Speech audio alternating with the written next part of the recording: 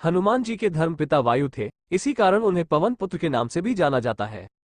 बचपन से ही दिव्य होने के साथ साथ उनके अंदर असीमित शक्तियों का भंडार था। बालपन में एक बार सूर्य को पका हुआ फल समझकर उसे खाने के लिए उड़कर जाने लगे। उसी समय इंद्र ने उन्हें रोकने के प्रयास में वज्र से प्रहार कर दिया। वज्र के प्रहार के कारण बालक हनुमान की ठुड्डी टूट गई और वे मूर्छित होकर धरती पर गिर गए। इस घटना से कुपित होकर पवन देव ने संसार भर में वायु के प्रभाव को रोक दिया, जिसके कारण सभी प्राणियों में हाहाकार मच गया। वायुदेव को शांत करने के लिए अंततः इंद्र ने अपने द्वारा किए गए वज्र के प्रभाव को वापस ले लिया। साथ ही साथ अन्य देवताओं ने बालक हनुमान को कई वरदान भी दिए। यद्यपि वज्र के प्रभाव ने हनुमान की ठुड्डी पे कभी ना मिटने वाला चिन्ह छोड़ दिया। तदुपरांत जब हनुमान को सूर्य के महाज्ञानी होने का पता चला तो उन्होंने अपने शरीर को बड़ा करके सूर्य की कक्षा में रख दिया और सूर्य से विनती की कि वो उन्हें अपना शिष्य स्वीकार करें।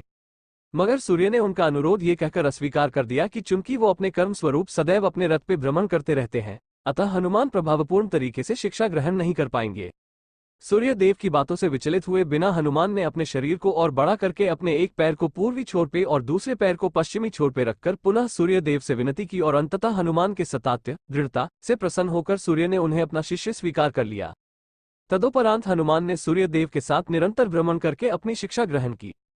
शिक्षा पूर्ण होने के उपरांत हनुमान ने सूर्य देव से गुरु दक्षिणा लेने के लिए आग्रह किया, परंतु सूर्य देव ने यह कहकर मना कर दिया कि तुम जैसे समर्पित शिष्य को शिक्षा प्रदान करने में मैंने जिस आनंद की अनुभूति की है वो किसी गुरु दक्षिणा से कम नहीं है। परंतु हनुमान के पुनः आग्रह करने पर सूर्य देव ने गुरु दक्षिणा स्वरूप हनुमान को सुग्रीव धर्मपुत्र सूर्य की सहायता करने की आज्ञा दे दी। हनुमान के इच्छानुसार सूर्य देव का हनुमान को शिक्षा देना सूर्य देव के अनंत, अनादि, नित्य, अविनाशी और कर्म साक्षी होने का वर्णन करता है। हनुमान जी बालपन में बहुत नटखट थे। वो अपने इस स्वभाव से साधु संतों को सता देते थे। बहुधा वो उनकी पूजा सामग्री और आदि कई वस्तुओं को छीन झपट लेते थे। उनके इस नटखट स्वभाव से रुष्ट होकर साधुओं ने उन्हें अपनी शक्तियों को भूल जाने का एक लघु शाप दे दिया।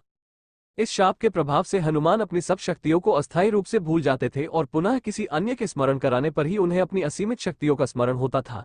ऐसा माना जाता है कि अगर हनुमान शाप रहित होते तो रामायण में राम रावण युद्ध का स्वरूप पृथक, भिन्न, न्यारा ही होता। कदाचित वो स्वयं ही रावण सहित संपूर्ण लंका को समाप्त कर देते। अगर आपको ये कहानी अच्छी लगी हो तो ऐसे ही कहानी सुनने के लिए लाइक, शेयर और सब्सक्राइब जरूर करें।